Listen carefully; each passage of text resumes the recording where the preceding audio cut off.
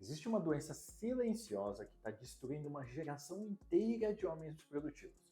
Ela não aparece no check-up anual, não aparece nos exames básicos e muitas vezes nem o médico percebe. Mas você percebe ela no espelho. A barriga cresce, a energia desaparece, a libido diminui, a clareza mental fica lenta.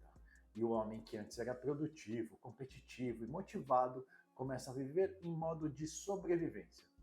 Essa condição tem vários nomes: síndrome metabólica, resistência à insulina, hipogonadismo funcional, inflamação metabólica. Mas existe um perfil que aparece repetidamente no consultório. Homens entre 35 e 50 anos, profissionalmente bem-sucedidos, sob estresse constante, dormindo pouco, comendo rápido, treinando mal ou simplesmente não treinando e acumulando gordura abdominal. Eu gosto de chamar esse quadro de doença do executivo, porque ela não surge por fraqueza, ela surge por uma combinação extremamente comum da vida moderna: estresse crônico, excesso de açúcar e perda progressiva da massa muscular. E agora vem a parte mais perigosa. A maioria desses homens faz exames, e os exames vêm normais.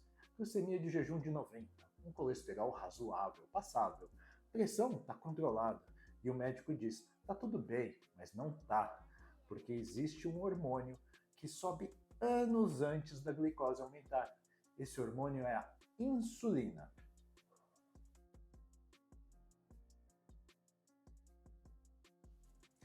Quando você come carboidratos, a glicose entra na corrente sanguínea.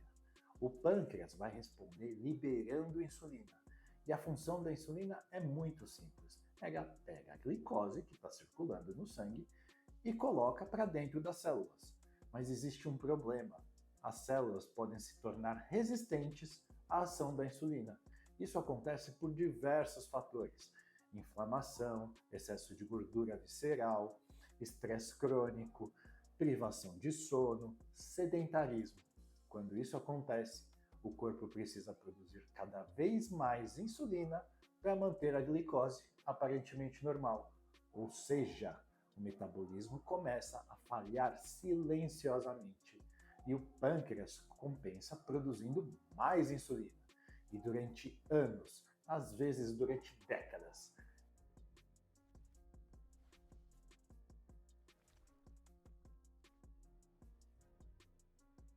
enquanto a glicose parece normal no exame. A insulina está constantemente elevada e isso muda completamente o funcionamento do metabolismo, porque a insulina não regula apenas a glicose, ela regula o armazenamento de energia.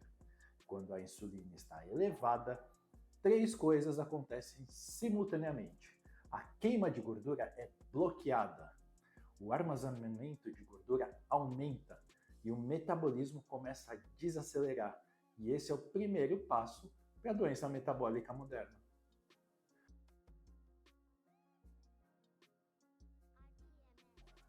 Muita gente acredita que gordura é apenas um depósito passivo de energia, mas isso não é verdade, principalmente quando nós falamos da gordura abdominal.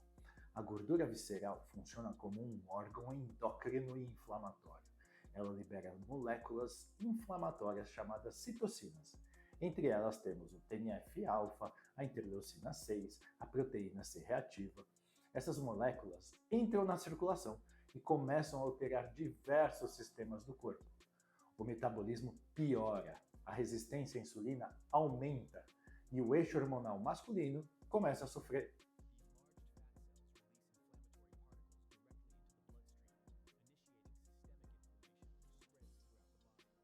Esse processo cria um ciclo metabólico extremamente perigoso. Mais gordura gera mais inflamação gera mais resistência à insulina, mais resistência à insulina gera mais armazenamento de gordura. E, no meio desse processo, existe uma vítima silenciosa: a testosterona.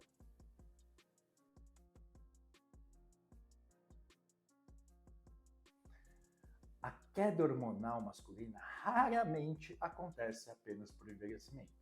Na maioria das vezes, ela está ligada ao ambiente metabólico. Existem três mecanismos principais. Primeiro, a inflamação crônica. As citocinas inflamatórias interferem na comunicação entre o cérebro e os testículos. O eixo hipotálamo-hipófise gonadal perde eficiência. O segundo mecanismo é a aromatização. O tecido adiposo possui uma enzima chamada aromatase. Essa enzima converte a testosterona em estradiol. Quanto maior a gordura corporal, maior essa conversão. Ou seja, a testosterona cai e o estrogênio aumenta.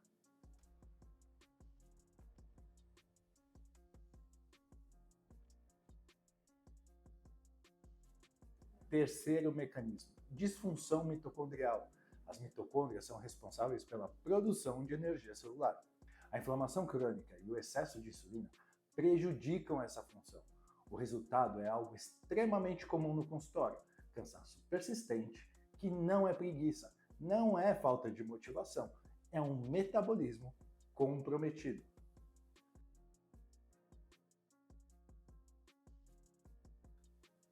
Existe um sintoma que muitos homens ignoram, mas frequentemente aparece antes de qualquer diagnóstico formal de doença cardiovascular: a disfunção erétil.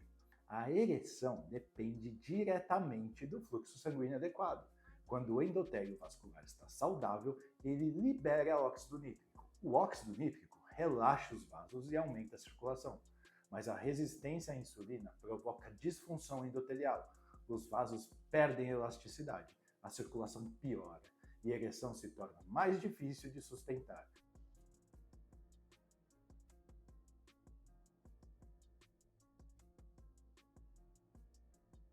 Por isso, muitos cardiologistas dizem algo muito importante: a ereção é um teste cardiovascular precoce. Em muitos casos, ela começa a falhar anos antes de um infarto.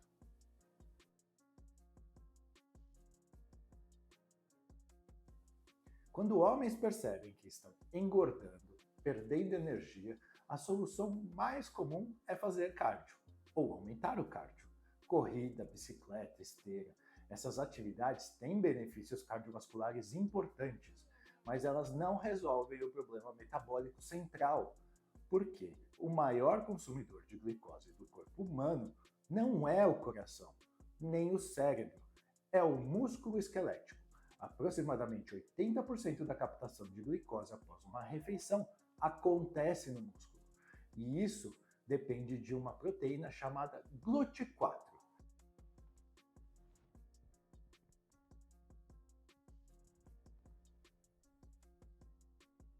Quando você treina a força, algo extraordinário acontece. Os músculos aumentam a quantidade de transportadores GLUT4. Isso permite que a glicose entre nas células sem precisar de tanta insulina. Ou seja, o treino de força melhora a sensibilidade à insulina, reduz a glicose circulante, reduz a inflamação e melhora o ambiente hormonal.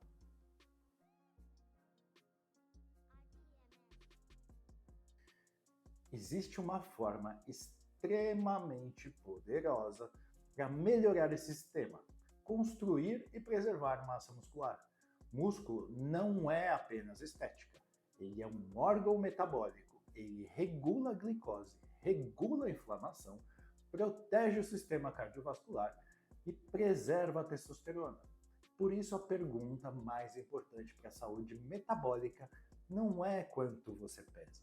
A pergunta correta é quanto músculo você tem para proteger o seu metabolismo.